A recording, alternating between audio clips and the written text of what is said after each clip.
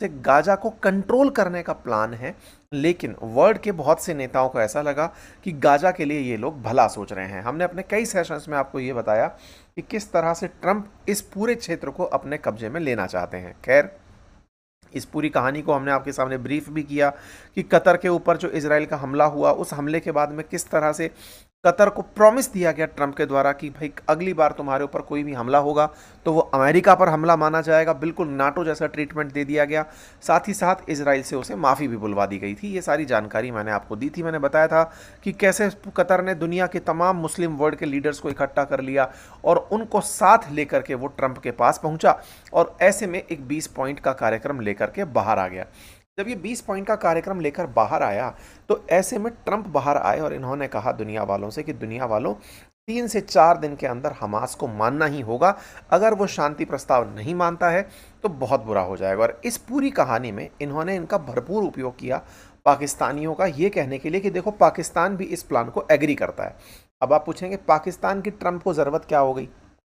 असल में देखो, मुस्लिम वर्ल्ड के जितने भी देश हैं उन पूरे देशों में से केवल और केवल एक ही देश है जिसके पास न्यूक्लियर पावर है, उसका नाम पाकिस्तान है। ऐसे में पाकिस्तान को हाल ही में जो सऊदी से इज्जत मिली, ऐसे में सऊदी की मिली इज्जत ने इसको अंतर्राष्ट्रीय रूप से रिकॉग्नाइज करा दिया। तो ट्रंप ने इनको साथ लेकर के, भाई सऊदी ने इस पर ट्रस्ट किया है तो देखो पाकिस्तान भी हमारे इस प्लान के साथ है, इसलिए इनको भी कोर्ट मार दिया।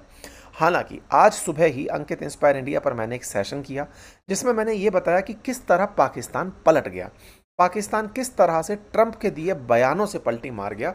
आप जरूर जाकर के इस सेशन को देख सकते हैं। डिटेल एनालिसिस है कि मैंने आपको बताया था कि पाकिस्तान पलटेगा और वो पलटा, और किस तरह पलटा वो मैंने आपको सारी जानकारी दी है।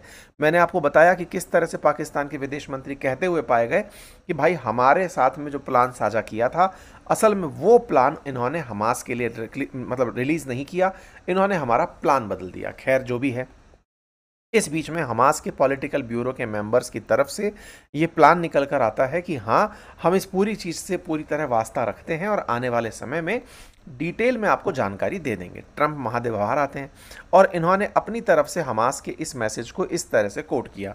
इन्होंने लिखा कि वो जल्दी ही एक लास्टिंग पीस के लिए प्रयास करेंगे और इजराइल इनको मारना पीटना बंद कर देगा। Must immediately stop bombing of Gaza. इनके द्वारा बकायदा व्हाइट हाउस से जैसे ही ये मैसेज जारी किया जाता है। I want to thank the countries that helped me put this together.